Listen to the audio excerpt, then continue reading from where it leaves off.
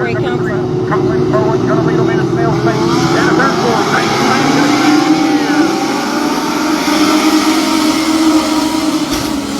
Shit, Louise! Oh no, big contact! Oh my God. Shit, Louise! Did you hear me? Red flag is out, red flag is immediately out. Oh my goodness. He's right here. On this side of the The sign. 10M of Michael McCauley Sit down so we can just see. took a beeline to the wall. Can everybody please stay back from the wall? Beeline to the wall. Oh my goodness. No fire truck. It's over there. Everybody decided to come. Red flag is out.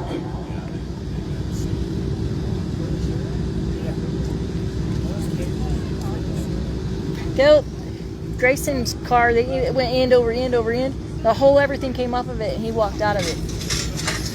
Well, he's out. He's out. Where's he at?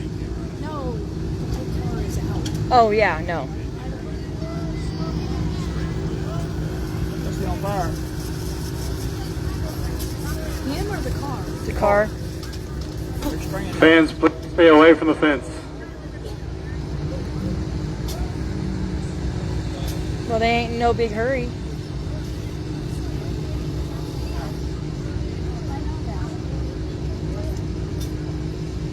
They have to get him unfastened first.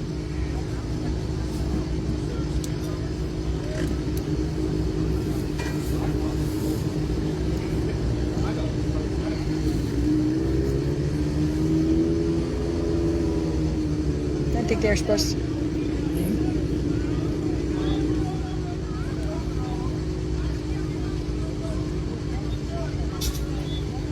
Here, roll him over.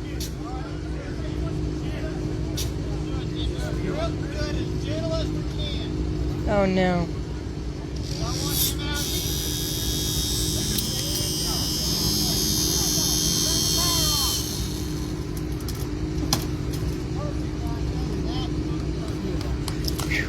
And he's out. Good job. Well, maybe he's not out.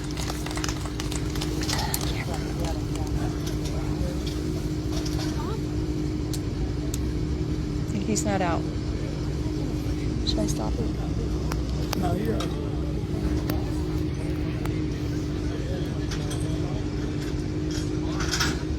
No, because that bad they triggered it up. So you're right.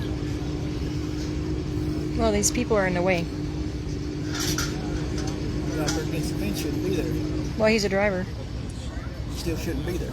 He's supposed to be there. Cop's standing right there. Well, yeah. I don't know why they ain't making him move.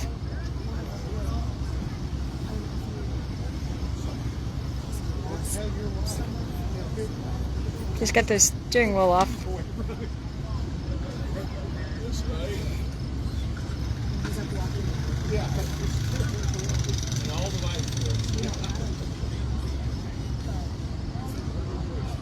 Oh, he's walking out. I just got word. Woohoo! He is okay.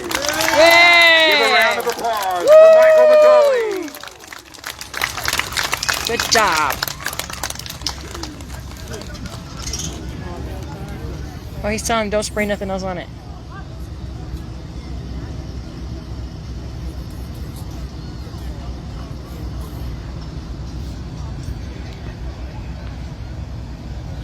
Is it good? Yeah, he's walking right there. Oh, you got people in the way. He's walking right there. I see him.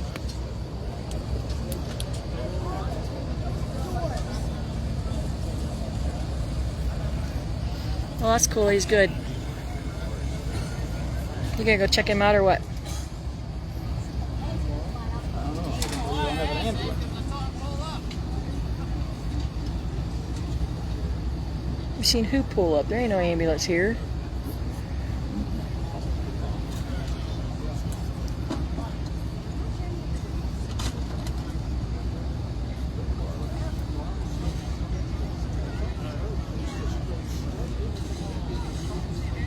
They don't even know what happened.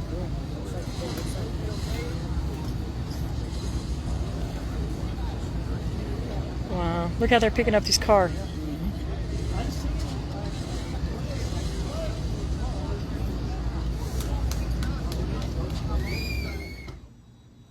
What's going on, everybody? Welcome back to another episode of Double M Racing. It's been a little bit since we posted. Been going through the seven stages of depression here. I was pretty angry at first with the situation and myself. Said we were going to get out of it. Actually filmed a whole video talking about how we're getting out of it, and have since, now that it's been a couple weeks, kind of cooled off a little bit. Made up our mind that we are going to fix the car. I'll walk you around here in a second and show you the damage. But we're definitely going to fix it because, number one, it's worth more fixed than it is in its current state. It's just depressing. It's very depressing. So we are going to get the car fixed. I'm not going to do a whole build series. I'll probably just do some time lapses of me working on it. I'm not going to do a series like I did last time. And this isn't going to be a fast build either. You know, I spent quite a bit of money getting the car rebuilt the last time. Roughly between $3,000 and $4,000 is what it cost me to get it rebuilt. I'll just say $4,000 total to get it rebuilt, and that's what it would probably cost. You know, it probably cost around $5,000 had I had to pay for everything to get done. You know, Michael Seitz with Michael Seitz Racing did the chassis repair for us, him and Kelly Bremer, and that was all free of charge on their behalf. You know, they donated the materials and their time, and I went and helped out when I could. Michael also rebuilt the rear end. You know, one of those news, $800. The steering rack that they fixed, that Kelly fixed it. You know, those are $300, $400 new. So I saved quite a bit of money by knowing people that can do stuff like that. But I also spent a bunch. I spent everything that we had to continue our 2023 season to get this thing up and going. We don't know, as you've seen in the GoPro footage, I had the camera up top. I didn't have it inside. I wish I would have. I don't know 100% for sure what happened. I obviously lost steering. My steering rack is separated between the top and bottom. I'll bring you in here and zoom in for a little bit, so you can see. But lost steering, but I also, it knocked me out, and I lost all memory of everything that happened. I don't remember even taking the green flag off of that caution. There were several, you know, there was a race official that said that my head was down before I even hit the wall. So I could have passed out, or, you know, one of my other buddies said I could have been looking down because I went left, was turning left, and then the car darted right, so I might have looked down real quick to see what was going on. But I also didn't lift. I didn't lift off the gas pedal very much, which is not something that I would have done. So I don't know. It's frustrating because I don't know for sure whether it was, you know, something that happened health-wise or car-wise. I do know that the rack came disconnected. But I did go get checked out at the ER that night. They took a head scan and the neck scan since I did lose consciousness and have no recollection of the wreck whatsoever. Everything came back good. I had a concussion, pretty severe concussion, but it could have been a lot worse. The neck device definitely probably saved my life on that one because I obviously did hit the wall hard enough that I hit my head on something, whether it be the inside of my helmet or what, but which caused me to lose consciousness. So had I not had my Hans device on, my neck restraint, my ZAMP, you know, it could have broken my neck, and it had been all said and done with right there. But that's why you spend the money on the good safety equipment. One of the theories was, You know, I was running a new fire suit. It was 3 layers. I used to just run 1 layer, so it was hot. I kept tightening my belts all night long. I was continuously just tightening them down, and we were under caution for, gosh, we probably ran 8 laps of caution laps there, 8 to 10 laps. It took quite a while to get that other guy, get Jay all cleaned up and off the track, but I do remember tightening them before we went green again. So the other theory is that I might have tightened them down too tight, which brought my neck device down on my, you know, the veins in your neck, and the excitement of going back green. I mean, I could have passed out. I don't know. Like I said, since I don't have any memory of it, and then the GoPro wasn't inside the car; it was on the top of the car. I don't know for sure, but I'll walk you guys around the damage and show you what was all dinged up on her this time. All right, for starters, I got a nice puddle of oil in my garage floor. All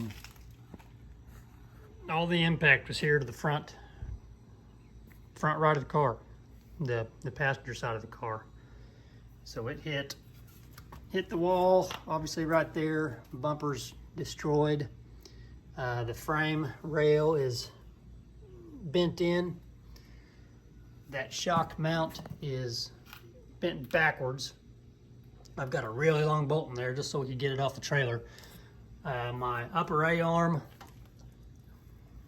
was gone. My lower A-arm was bent in half. That's normally where the shock would go, but I can't get it on there. This was the upper and lower A-arm of my, you know, before I rebuilt the car. So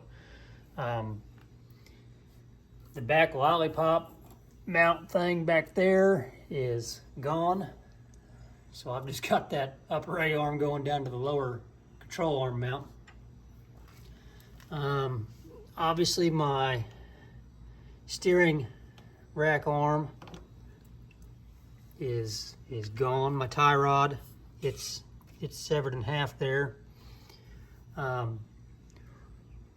Oil cooler, I think, is shot.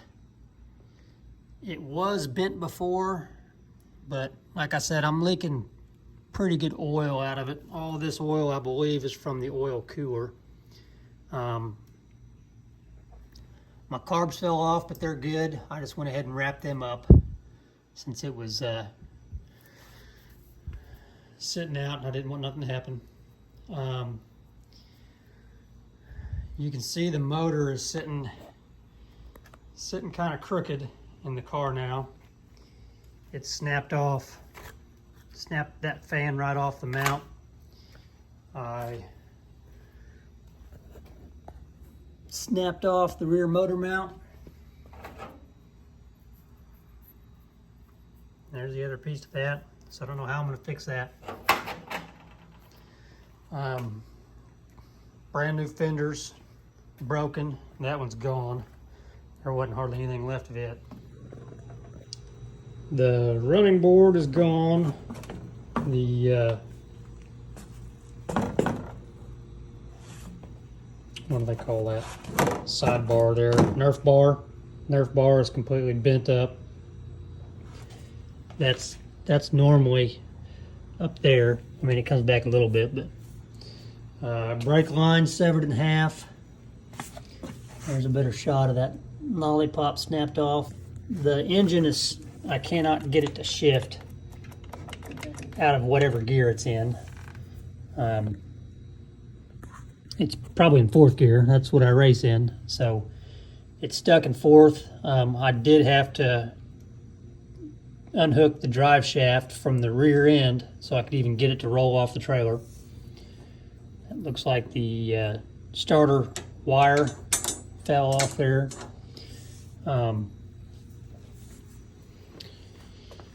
Let's see. Body damage. Got a brake there. We're broken back there again. Broken there again. Rear fender's broken in 3 spots on the rear. Cracked up there.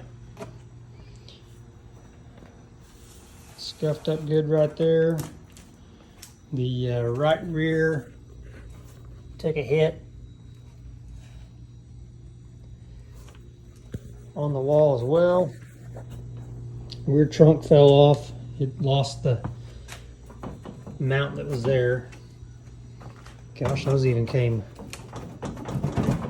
undone. Broken that corner again. That rear fender's cracked. Running board's still good. We're cracked through there. Cracked there. Cracked down there. Cracked right there. So a lot of body damage. This is almost main body wise more damage on the body than the last wreck. But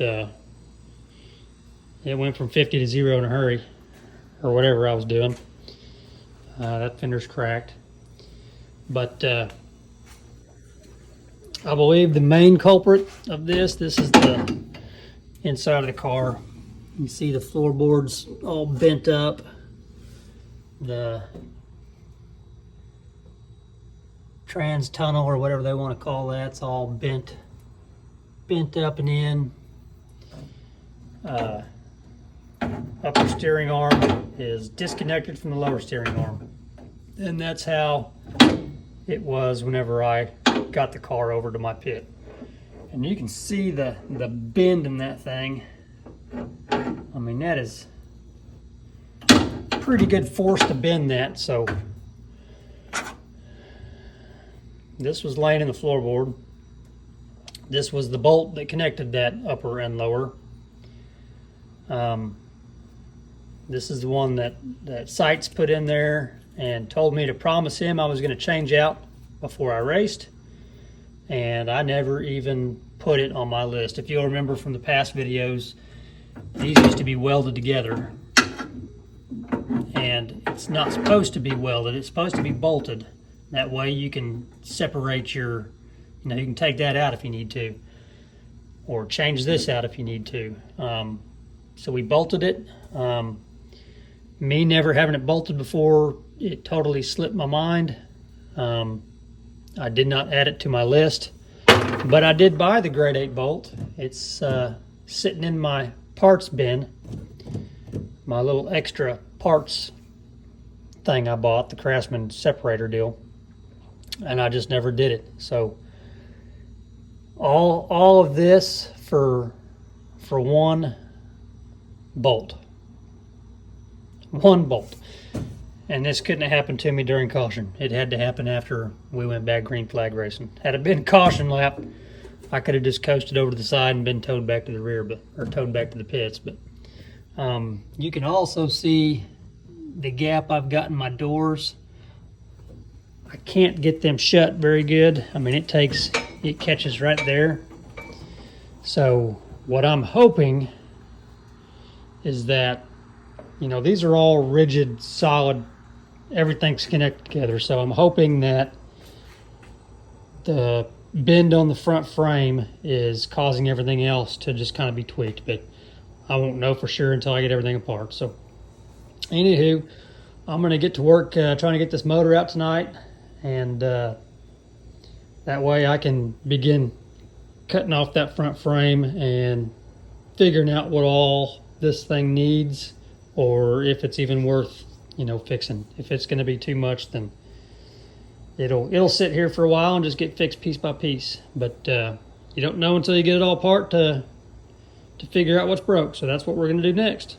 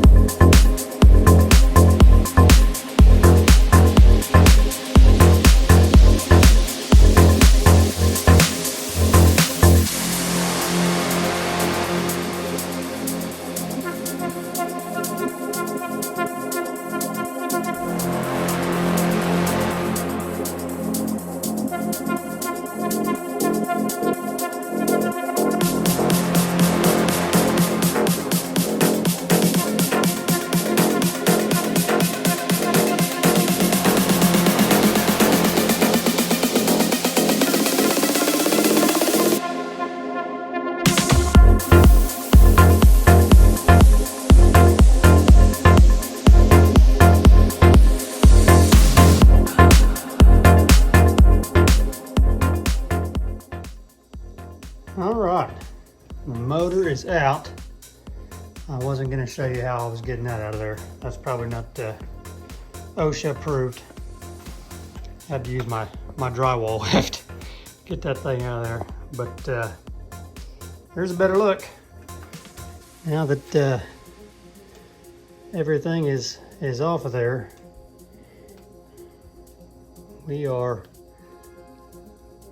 this whole frame rail's bent out,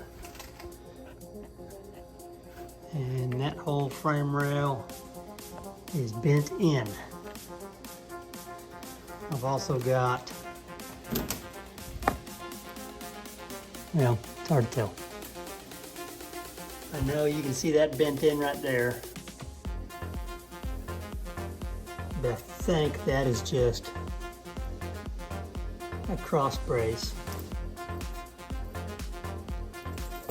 So we might be able to get that fixed, but definitely needs a whole front clip. See the steering bar there is bent, or the mount. It's supposed to look like similar to that. That one stretched out a little bit. You can see it broke the weld there. So that one's bent in and down. Steering rack looks good. It survived. Maybe. I don't know if I can turn that or not.